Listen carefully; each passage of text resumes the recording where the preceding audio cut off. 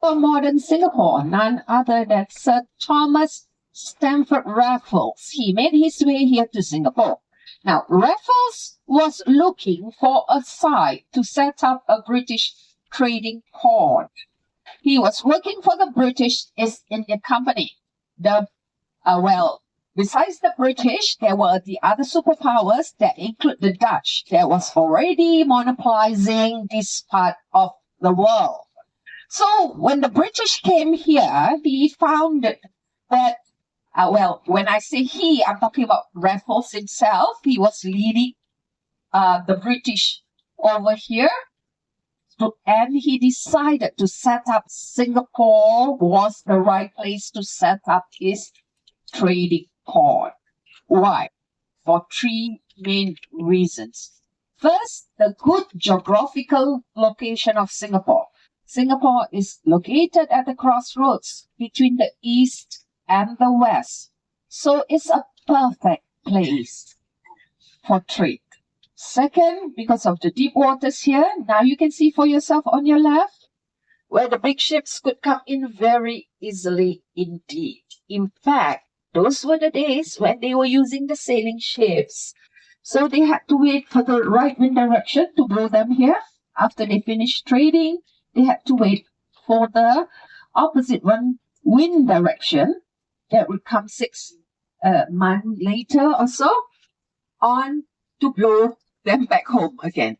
That was the kind of situation you would expect back in those days. So some of the ships would be staying in Singapore waters for at least a few months. So when our harbor is well protected, their ships too won't get so much damage by the wind. We're talking about the monsoon. We are now in the midst of the monsoon season from the months of November to the second part of February, when we expect more rain than the other time of the year. So somebody was just asking me about the weather. I can never know when it's going to rain. So take note, ladies and gentlemen. If it is raining, we will not go down the coach. Reason being, Singapore has got one of the highest lightning strikes in the world. If it's just drizzling a little bit, then we have ponchos for you to wear. All right? So your safety is more important. That's the reason why I tell you from the start, what to expect. And the third reason why Raffles decided to choose Singapore as a British trading port site, because we could give them the supplies they needed back then. Talking about the seafarers. First, drinking water. And later, in 1850, when the steamship made their existence, Singapore could provide the steamships with coal for fuel that they needed. And so Singapore became a well-established coaling station. For the three main reasons, Raffles signed a treaty with the Malay Sultan that was ruling this part of the world back then. Singapore, Malaysia, and Indonesia was one big Malay archipelago, which the Indonesians call Nusantara. Now, these are part of these three countries are now part of Southeast Asia. So first, Raffles signed a treaty with the Sultan to set up Singapore as a British trading port. And Raffles declared Singapore a free port. So that's why we have prospered to what we are today, one of the busiest ports in the world and the best seaport in the world. First, the merchants and the traders made their way here to Singapore, first to trade. And later, they came here to migrate. We are talking about our forefathers who came from the various parts of the world. The Chinese, most of them came from the southern part of China. That's why Singapore's ethnic Chinese group, mainly made up of Hokkien-speaking dialects. These are the people from the Fujian province in southern China. Teochew Cantonese that came from the Guangdong province. And of course, the other dialect groups like Hainanese, Hakka, Kate, etc. Okay? And the same for the Indian people here in Singapore. Their ancestry came from Tamil Nadu, the southern part of India. That's the reason why Tamil is one of the 4 official languages of Singapore and not Hindi. All right? And of course, the Europeans and the Middle Eastern people who made their way here to Singapore as well. Now, in the year 1822, Raffles came up with a town plan where he segregated the different races into the different ethnic areas.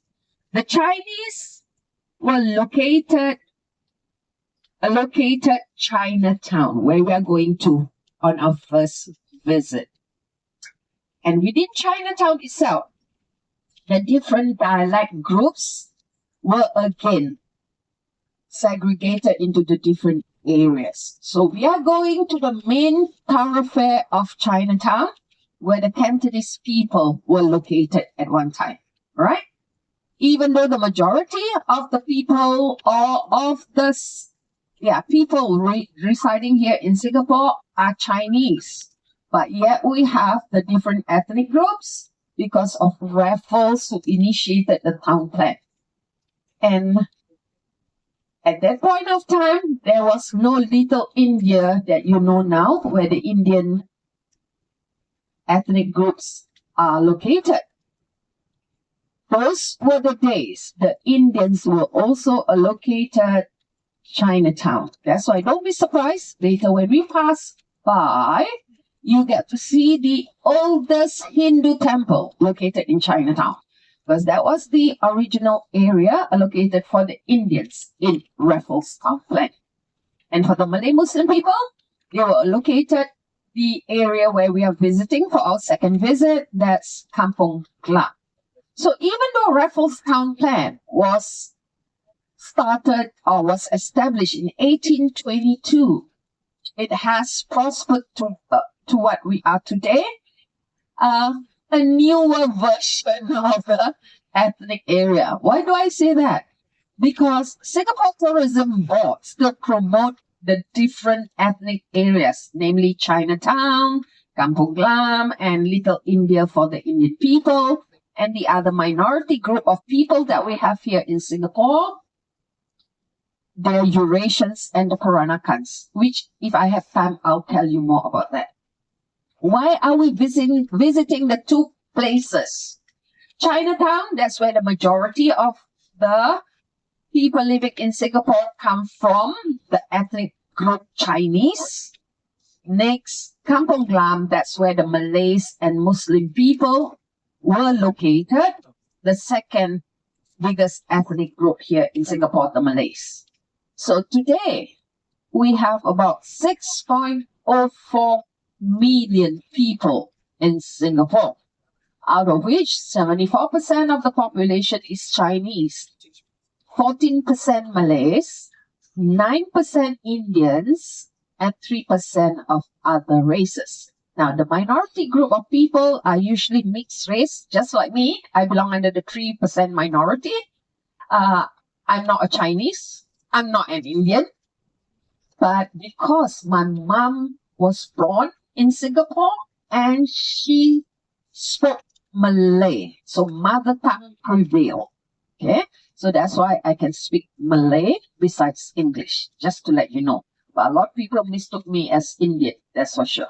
Okay, never mind, just call me Singaporean. That will be fine. All right. Okay, so 4 official languages here in Singapore. English, which is the language being taught in school and is the business and trading language. Mandarin for the Chinese people, Malay for the Malay people, and Tamil for the Indian people. So most of us, we are bilingual. Besides English, we also speak one of the other languages, which are taught in school as mother tongue. Okay, because usually mother would be the one speaking, and we pick up the language from the mother rather than the father, who's